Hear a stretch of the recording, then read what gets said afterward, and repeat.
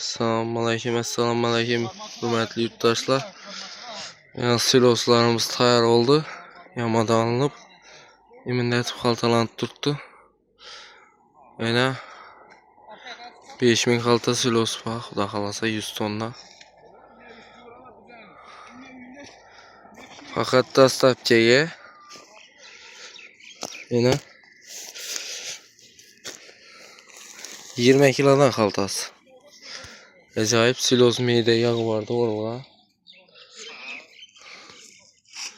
Yana sizlarga silos kerak bo'lsa, ko'p odam 20 kilolig'idan ko'p so'raydilar. 20 kilodan xaltasi vodiynikilar degan deb xaltalanib turibdi. Persepda kami 1 tonnaga dastlabkamiz bor. Liboyera, Xorazmning Liboyerni 4 kul Beruniy Qoraqalpoq yoki Nukusdon dastlabki aytib beraveramiz.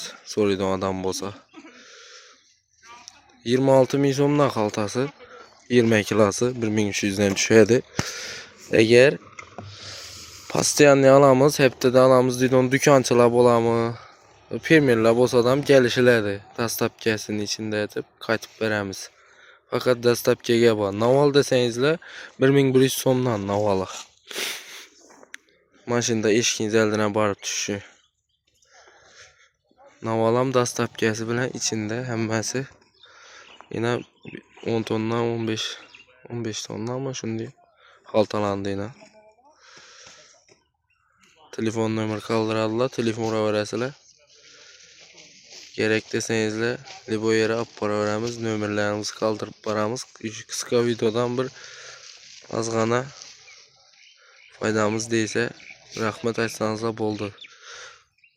Shu bizdan chiqarib turgan blogerlar uchun bir like, chiroyli kommentariya yozsanizlar bir ko'ngil shod bo'ladi bo'lgani. Bu sizdan ham pul qilmaydi. Bizlardan ham, ulardan ham pul qilmaydi, ya pul bermaydi. Prosta videoni ko'proq odamlar ko'radi. Shuni hisobidan menga odam qiziqda, u ko'p odam ko'rsa videoni reklama jonlanadi. Srochniy, xudo xolasa bu sotadigan emasdan srochniy zarurchilikdan sotacakmiz. Shunday videoda teyinda nomerni qoldirib boradi. Telefon uraverasizlar. 20 kilodan bir tekiz. Shet turibdi bog'la.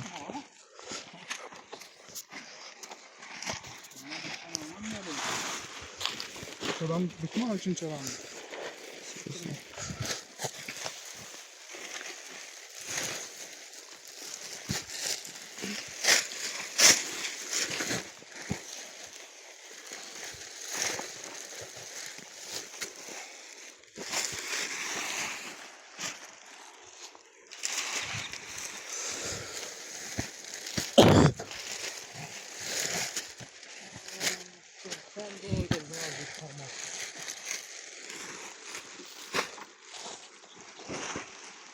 Silos suv chiqib yotgan silos emas. Bemalol telefon urasizlar.